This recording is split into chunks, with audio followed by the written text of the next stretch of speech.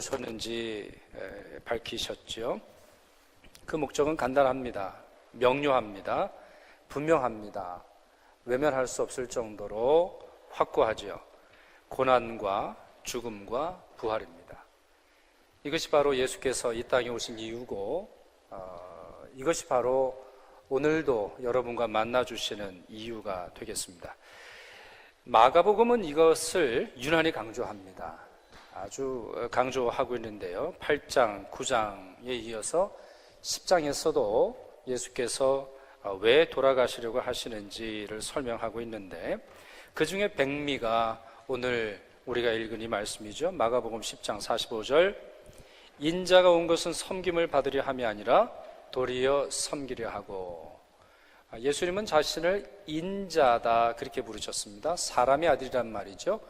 겸손의 표현이기도 하고, 또 인자라고 하는 말이 다니엘서를 비롯해서 구약의 묵시서들이 말하는 메시아의 호칭이기도 하지요.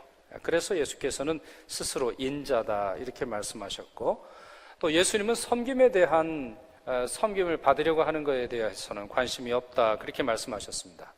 다른 지도자들하고는 상당히 다르죠.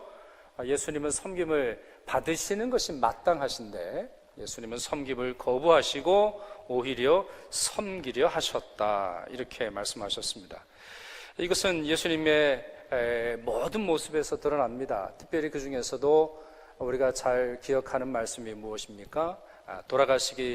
잡히시기 전날에도 예수님께서는 제자들의 발을 씻겨 주셨던 그 모습을 우리는 잘 기억하고 있습니다. 그분은 자신을 많은 사람의 대속물, 이 세 단어로 표현하셨습니다. 뭐라고 말씀드렸죠? 많은 사람의 대속물.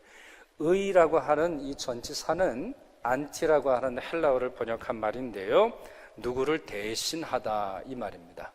그래서 많은 사람의 대속물이라고 하는 말은 많은 사람을 대신하여 그들이 감당해야 할 것을 감당해주는 어떠한 그러한 분이다라고 하는 말이죠.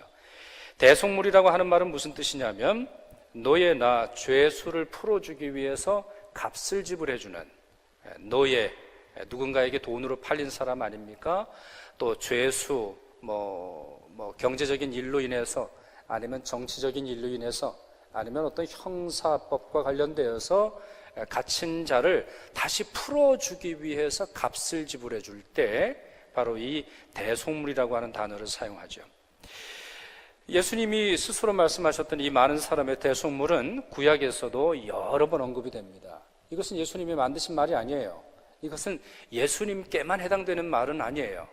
구약 성경과 신약 성경에서 많이 나타나고 있습니다. 두 가지 경우만 말씀을 좀 드려보면, 첫 번째는 이스라엘 백성들에게 있어서 가장 중요한, 1년 중에 가장 중요한 대속죄일이 있는데요, 그날은 이스라엘 전체의 죄를 사함받는, 이스라엘 전체의 죄가 사함받는 굉장히 중요한 날입니다. 이 날이 되면 염소 2마리를 선택을 합니다. 한 마리는 하나님께 드리는 염소, 또 한 마리는 광야에 보내서 굶겨 죽이는 염소를 선택을 하게 되죠. 그 두 번째 염소가 아사셀 염소라고 합니다. 아사셀 염소, 우리의 모든 죄를 짊어지고 광야에서 물과 음식과 피난처가 없는 곳에서 쓸쓸히 죽어가는 염소가 있죠. 그 염소가 우리의 죄를 대속하는 염소다 그렇게 부릅니다. 대속의 또 다른 예는 경제적인 겁니다. 아사셀 염소는 영적인 것이죠. 우리 죄를 용서함 받기 위해서 누군가가 죽어야 하는 것을 말하는 것인데, 대속의 또 다른 예는 경제적인 겁니다. 그 좋은 예가 룻기라고 볼 수 있습니다. 여러분, 룻기를 많은 분들이 아시겠습니다만, 룻기는 참 가난한 두 여인의 이야기 아닙니까? 가난이 이스라엘 땅에 찾아와서 한 부부가 자기의 모든 재산을 팔고 모압으로 갑니다. 그리고 모압에서 지냈지만 모든 남자들은 죽고 모든 재산 다 잃어버리고 다시 베들레헴으로 돌아오는 두 여인의 이야기가 있습니다. 그들은 아무것도 가진 것이 없었고 이미 자기 재산을 다 팔아버렸기 때문에 가진 소유가 전혀 없었습니다. 그때 누가 나타납니까? 보아스라고 하는, 예수님의 조상 또 다윗의 조상인 보아스가 나타나서 기업 물을 자, 다시 말해서 다 팔아버린 재산이라 할지라도 되돌려 줄 수 있는 대속자, 히브리어로는 고엘이라고 하는데요, 바로 그와 같은 사람이 되어서 이 나오미가 잃어버린 모든 것을 되돌려 주지요. 뿐만 아니라 재산뿐만 아니라 그녀가 경험했던 수치까지, 남편 잃어버린 한 여인의 수치, 또 아들들을 잃어버린 그 엄마의 수치까지도 다시 되돌려주는, 회복시켜주는 그러한 일들을 이 보아스가 하는 것을 볼 수 있습니다. 그런 점에서 대속이라고 하는 말은 예수 그리스도께 우리가 그 말을 적용하기 전에 우리가 두 가지 측면에서 사용할 수 있다고 하는 사실 우리가 이해해야 됩니다. 첫째는 영적으로, 둘째로는 경제적으로, 다른 말로 사회적으로 이 대속이라는 말을 적용할 수 있습니다. 이와 같이 동물 제사를 통해서 우리의 죄와 양심이 깨끗해지고 우리의 친족, 기업 물을 자가 나를 도와주어서 내 재산을 되돌려 준다면, 만왕의 왕이신 예수께서 그분의 죽음과 피값으로 얻은 대속은 사람이 주는 것과 비교할 수 없을 정도로 온전하고 어마어마하고 감격적이라는 것을 우리가 쉽게 이해할 수 있죠. 그런 점에서 이 대속신앙, 다시 말해서 예수께서 우리의 죄와 우리의 형편을 대신하여 감당하시기 위해서 죽으셨다라고 하는 이 신앙을 가진 성도는 쉽게 죄를 지을 수 없습니다. 쉽게 자신을 깔볼 수 없습니다. 쉽게 절망할 수 없습니다. 쉽게 자기 앞에 놓여져 있는 상황 때문에 굴복할 수 없습니다. 왜요? 나 자신은 예수 그리스도의 피값으로 산 존재이기 때문에 그렇습니다. 예수 그리스도의 피값을 지불하고 다시 되찾은 구원의 소망과 영적인 감격과 삶의 능력이 있기 때문이죠. 예수님이 자신을 위해서 자신을 대신해서 십자가를 지셨고 죄와 사망과 가난과 두려움의 현실에서 구원하신 이 사실을 믿을 수 있기 때문이죠. 이러한 대속신앙을 가지고 있는 사람은 이 말씀도 온전히 붙듭니다. 수고하고 무거운 짐 진 자들아 다 내게로 오라, 내가 너희를 쉬게 하리라. 왜 이 말씀을 믿을 수 있습니까? 예수께서 대속의 주님이시기 때문입니다. 예수께서 우리가 가지고 있는 이 죄의 무거운 짐을 대신 지시는 분이십니다.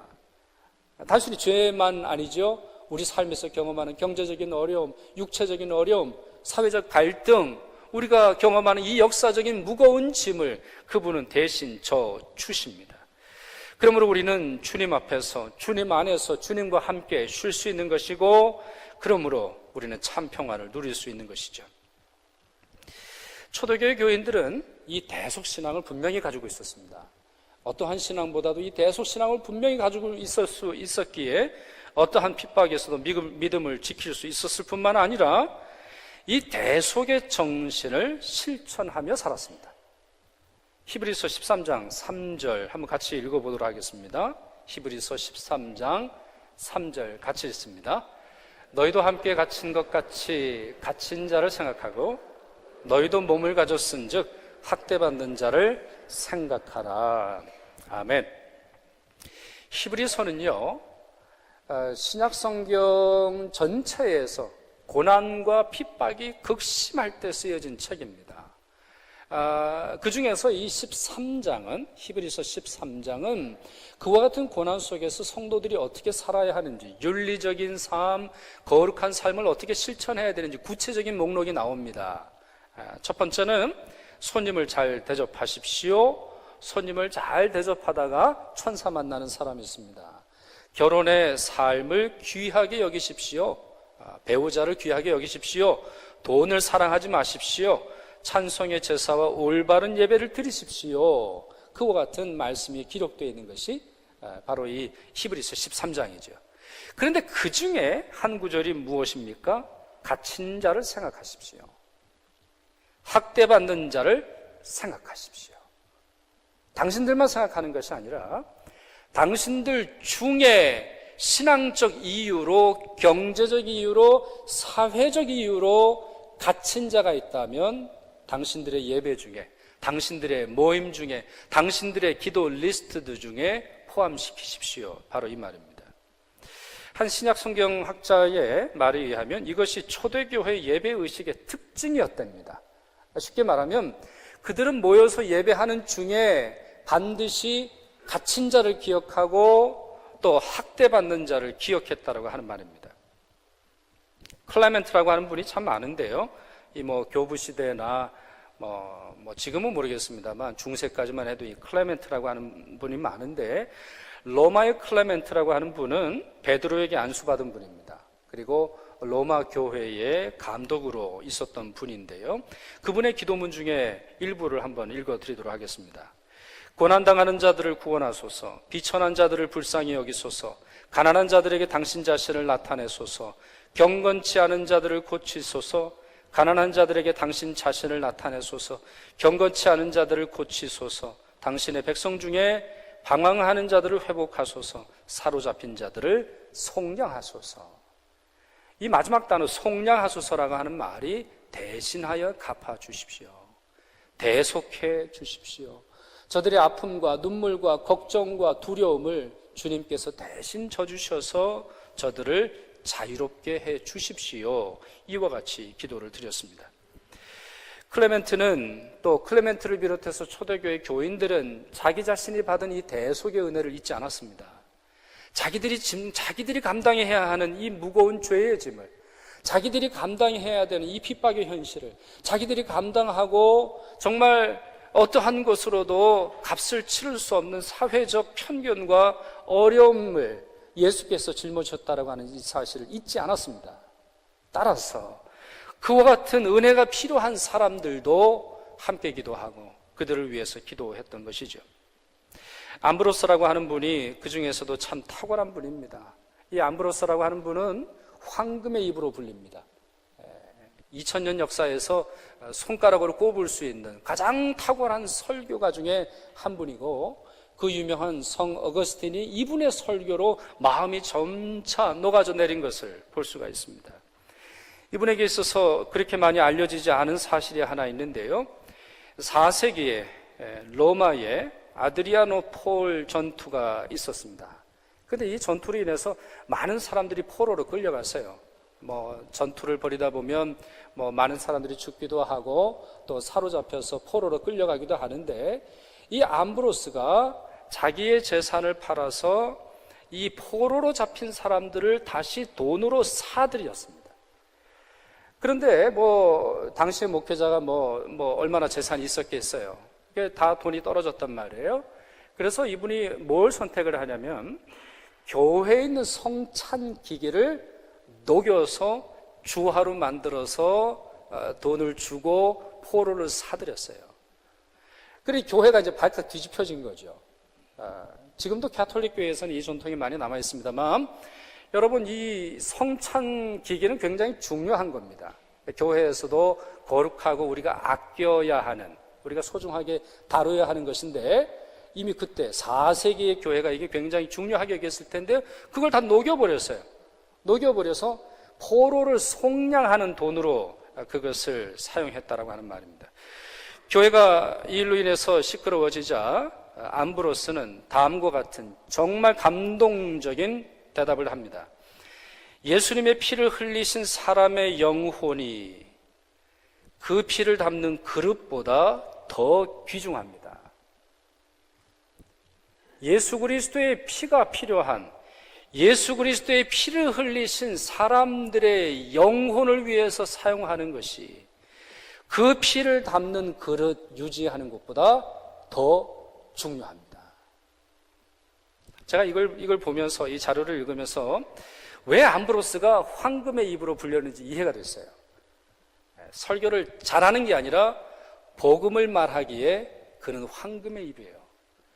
복음의 진가를, 복음 중에서도 가장 소중한 이 대속의 정신을, 대속의 영을, 대속의 주님이신, 대속의 십자가를 지신 우리 예수 그리스도를 증거하는데 이것보다 더 온전한 설교가 없었을 것입니다. 이와 같이 초대교회 교인들은 여러 이유로 감옥에 갇히거나 재산을 잃어버리거나 또 폐잔병으로서 자유를 잃어버리거나 빚더미에 앉아 있었던 많은 사람들을 대속해 주었습니다. 이유는 단순합니다. 자기가 받은 대속의 은혜 때문입니다. 자기가 받은 대속의 은혜가 너무나 소중하기에 누군가에게 무거운 짐을 얹어주기보다 무거운 짐진 사람들을 보면 그것을 대신 져주려고 했죠. 이러한 신학을 가진 교회는 참된 교회입니다. 그리고 교회가 이런 신학을 가지고 실천할 때 부흥합니다. 왜 그럴까요? 그 교회가 은혜가 넘치지 않겠습니까? 그 교회를 가면 무거운 짐을 좀 벗어놓을 수 있고 자기의 무거운 짐을 털어놓는 것 자체로도 자기가 위안과 평안을 누릴 수 있는 그러한 교회가 아니겠습니까? 예배 시작하기 전에도 말씀을 드렸습니다만 오늘은 우리 3.1절이죠. 만세를 한번 부르고 싶은 마음이 굴뚝 같은데 97주년입니다. 이제 100년을 앞두고 있는데요. 이 날은 우리 민족에게도 중요할 뿐만 아니라 우리 교회에게도 굉장히 중요한 날입니다. 민족에게서 중요한 것은 우리의 자유, 민주를 부르짖는 아주 용기 있게 부르짖는 그와 같은 날이기 때문에 중요한 것이고 교회에게도 중요한 이유는 그와 같은 민족의 현실이 남의 이야기가 아니라 바로 우리 이야기임을 선포하는 그런 날이었습니다. 쉽게 말해서 3.1절 전에는요, 기독교는 서양의 종교였습니다. 3.1절 전에는 기독교는 서양의 종교였어요. 그냥 서양 사람들이 믿는 종교가 우리 안에 들어와서 그거를 추종하는 몇 사람들이 있다 이렇게 생각을 했습니다. 그러나 3.1절 이후에 달라졌습니다. 예수라고 하는 그분이 저 야소교를 믿는 저 사람들이 믿는 바로 예수라고 하는 그분이 바로 우리를 도울 분이구나. 우리를 위해서 대신 십자가를 진 분이구나. 우리의 해방을 위해서 우리의 억눌림에 자유를 주시려고 돌아가신 분이구나. 그것을 믿기 시작했죠. 그래서 기독교는 남의 종교가 아니라 외래 종교가 아니라 우리 민족의 종교로 자리 잡을 수 있었습니다. 그 중요한 이유가 뭡니까? 바로 이 대속의 정신이죠. 기독교인들이 갖고 있는 이 대속의 정신이 핍박받고 어려움 당하고 있는 민족의 새 힘과 희망 주어진 것이죠. 올해 여러 교회들이 뜻깊은 행사들을 많이 합니다. 부활주의를 맞아서 아니면은 사순절 기간을 맞이해서 뜻깊은 행사를 많이 하죠. 저희도 사순절이 되면 금식을 하고 또 금식한 이후에 저희가 특별 헌금을 해서 구제비로 사용을 합니다만 한국에 성남시라는 곳이 있습니다. 성남시 분당도 있고 뭐 여러 곳이 있는데 이곳에 200교회 정도가 모여서 중요한 결정을 내렸다 그래요. 그 결정이 뭐냐면 부활절 헌금을 성남 시민을 위해서 쓰겠다. 그렇게 선포를 했어요.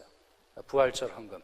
한국 교회에서 부활절 헌금이 많이 들어옵니다. 저희 교회에서는 뭐 주정 헌금하고 비교해서 큰 차이가 없습니다만 한국 교회에서는 성탄절, 추수감사절, 부활절 헌금 가지고 교회를 운영할 수 있을 정도로 부활절 헌금이 참 중요합니다. 그런데 이 200교회는 자기의 부활절 헌금을 가지고 빚 때문에 어려운 사람들의 빚을 탕감하는 데 쓰겠다는 거예요.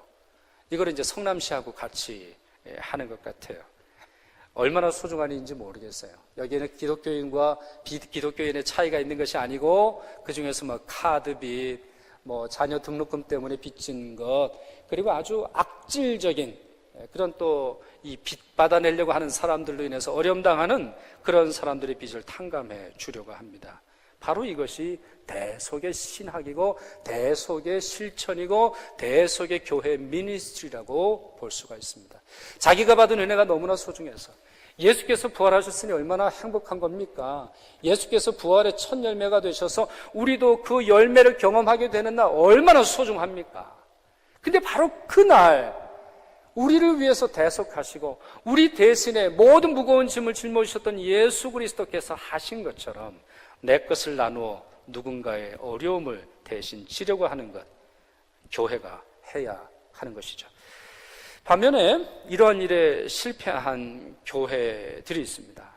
이러한 일을 망각한 그리스도인이 있습니다. 그러므로 말미암아 그 주변과 가족과 많은 사람들이 어려움을 당하게 되는 일들을 우리가 종종 듣게 되죠. 우리 그 중에 한 사람이 해밍웨이입니다. 해밍웨이. 저도 중학교 때, 고등학교 때 이 해밍웨이 책을 많이 읽었습니다만 아주 천재적인 작가이지만 그 일생을 비극적으로 마감한 사람 아닙니까? 그런데 이 해밍웨이의 부모는 신앙이 아주 독실한 그리스도인이었습니다. 그리고 이 해밍웨이 조부모, 할아버지 할머니는 위튼 컬리지 출신입니다. 미국에서 그것도 100년 전에 아니면 150년 전에 위튼 출신이라고 할 때는 복음주의자들 중에 복음주의자들입니다. 위튼 컬리지는 지금도 복음주의자들의 하버드 대학이다 이렇게 부를 정도로 지성적으로 영적으로 또 여러 가지 탁월한 어떤 그러한 사람들이 가는 곳으로 유명합니다. 해밍웨이 부모도 자기의 부모들답게 신앙생활을 아주 잘했던 분인 것 같은데요, 유독히 이 해밍웨이에게는 너무 엄격한 그러한 기준을 적용을 했던 것 같아요. 그래서 한동안 어머니는 해밍웨이가 자기 눈에 띄지 않도록 자기 눈에서 사라져라 그렇게 말할 정도로 가혹하게 대우했다고 합니다. 아들의 생일날이 되었는데요, 케이크를 보냈다 그래요. 아들이 생일이 돼서 해밍웨이에게 케이크를 보내면서 또 뭐도 보냈냐면 자기 남편, 다시 말해서 해밍웨이의 아버지가 자살할 때 사용했던 권총도 함께 보내요. 그러니까 참 역설적이죠. 생일 축하하는 날에 그와 같은 아주 잔인하고 아주 그 마음속에 큰 어려움이 있는 것을 회상시켜 줍니다. 한 번은 그녀의 편지에서 어머니와 은행과를 비교하면서 뭘 설명을 해요. 좀 설명을 좀 드려보면, 자식은 태어날 때부터 아무리 쓰고 써도 바닥나지 않는 뱅크 어카운트를 가지고 태어난다 그래요. 뭔 얘기겠어요? 이제 엄마의 사랑을 얘기하는 거예요. 엄마의 사랑으로 아무리 쓰고 써도 아무리 뭘 해도 다시 채워넣는, 엄마가 채워넣는 어떤 그런 통장이 있다 이렇게 말을 해요. 그게 참 잘 말한 거예요. 참 잘 말한 거고 어떻게 보면 참 복음적이죠. 근데 여기서 끝나면 될 텐데 그 다음에 덧붙입니다. 빚 갚아라 이 얘기를 합니다. 너는 빚쟁이다. 해밍웨이, 너는 빚을 졌으니까 이제 내가 너를 위해서 사용했던 여러 가지 것들을 갚아라 그렇게 말합니다. 그러면서 아주 구체적으로 썼다 그래요. 꽃을 보내라, 과일을 보내라, 사탕을 보내라, 엄마 이름으로 오는 청구서를 몰래 지불해 주어라, 그리고 하나님과 구주 예수 그리스도에 대한 의무 불이행을 청산해라, 이러한 편지를 보내요.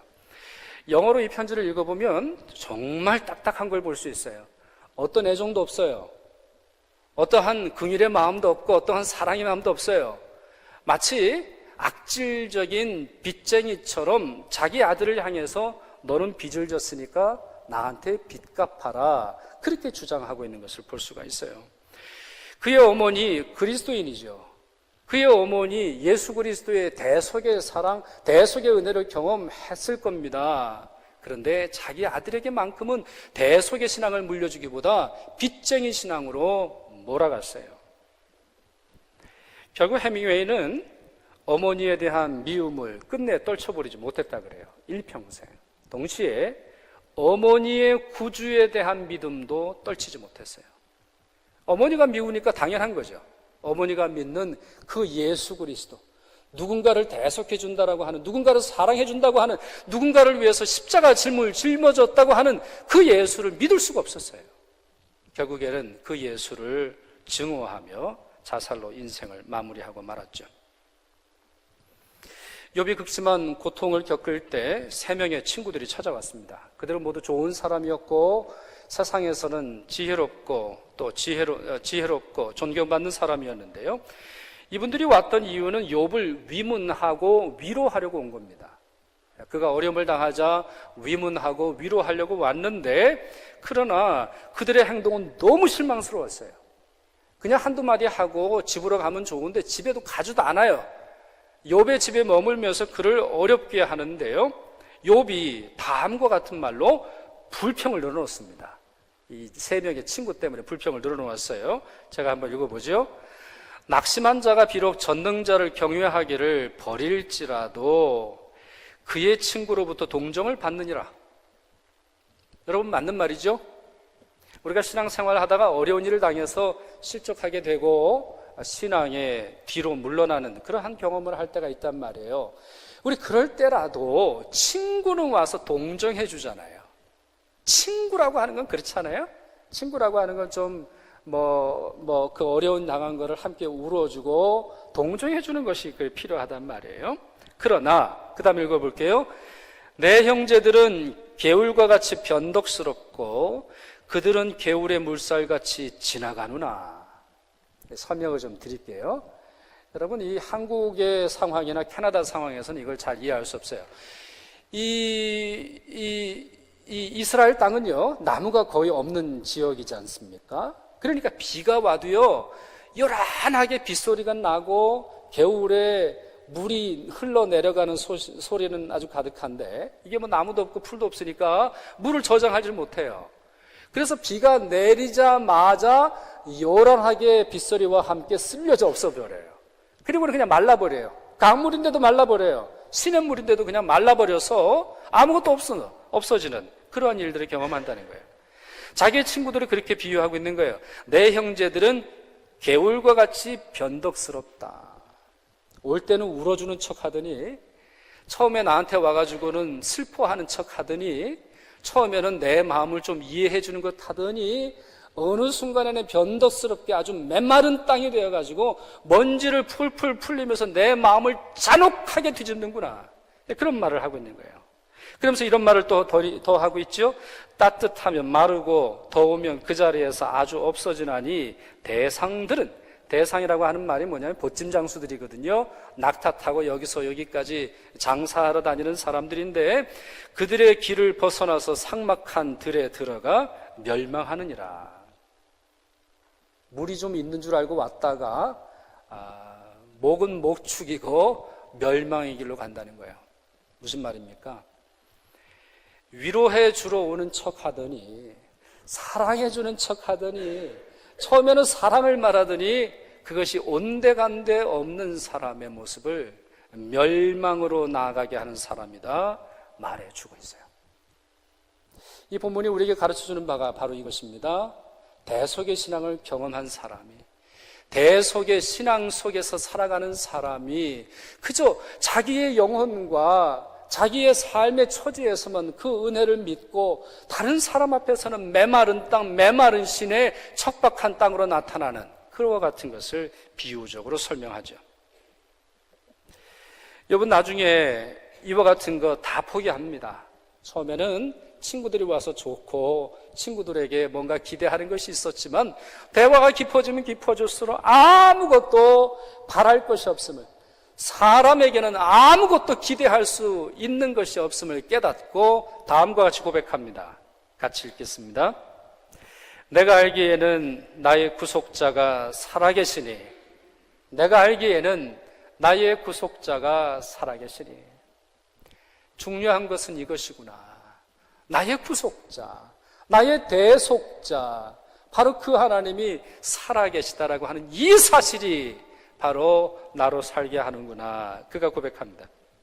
근데 여러분, 지금 이 말, 내가 알기에는 나의 구속자가 살아계시니, 이 말의 뒷부분은 우리가 잘 알고 우리가 좋아하는 말씀인데, 오늘 제가 강조하고 싶은 것은 이 앞에 나오는 말입니다. 내가 알기에는. 여러분, 이렇게 말하지 않았죠? 내가 추측하기에는, 내가 바라기에는, 내가 꿈꾸기에는 나의 구속자가 살아계시니, 이렇게 말하지 않았어요. 내가 알기로는 확고하게 아는 거죠. 확고하게 믿는 거예요. 확고하게 의지하는 거예요. 친구들, 세상의 수많은 여러 가지 것들이 나를 대속해 주지 않음을 깨닫고 오직 하나님만이 나를 대속해 주는구나, 그 사실을 분명히 알았다라고 하는 것을 바로 그가 표현하고 있습니다. 찰스 스펄전이 우리에게 살인마들이 있다 이렇게 말합니다. 그것은 세 개인데요, 우리 신앙의 세 개의 살인마. 만약, 그러나, 어쩌면 이것이 우리의 신앙을, 우리의 평안과 위로를 확실하게 죽이는 살인마들이다, 이와 같이 표현한 적이 있습니다. 여러분, 이제 설교를 정리할까요? 여러분, 우리의 대속자 예수 그리스도, 우리의 구속자 예수 그리스도는 살아계십니다. 그분을 온전히 알아야 되겠습니다. 그분을 온전히 믿어야 되겠습니다. 그리고 예수께서 우리의 무거운 죄의 짐을, 예수께서 우리의 무거운 삶의 짐을 대신 져주신다라고 하는 사실을 믿고 살아가야 하겠습니다. 그리고 그분처럼 우리도 누군가에게 대속의 이 사랑을 나눌 수 있어야 하겠습니다. 예수 그리스도처럼 우리가 죄짐을 감당할 수는 없겠습니다만 예수 그리스도께 그 사람의 죄를 고백하고 용서함을 빌 수는 있을 거라고 생각합니다. 예수 그리스도처럼 죽어가는 자를 천국으로 인도할 능력은 없습니다만 오직 예수 그리스도만이 천국으로 인도하는 당신의 대속자라고 하는 사실은 전해줄 수 있어야 하겠습니다. 예수 그리스도처럼 모든 사람들을 향해서 수고하고 무거운 짐 진 자들아 다 내게로 오라 말할 수는 없겠지만 적어도 한 사람이라도, 적어도 나와 가까이 있는 사람이라도, 적어도 우리 교인들끼리는 그와 같은 사랑, 그와 같은 은혜 나누어야 하겠습니다. 기도하겠습니다.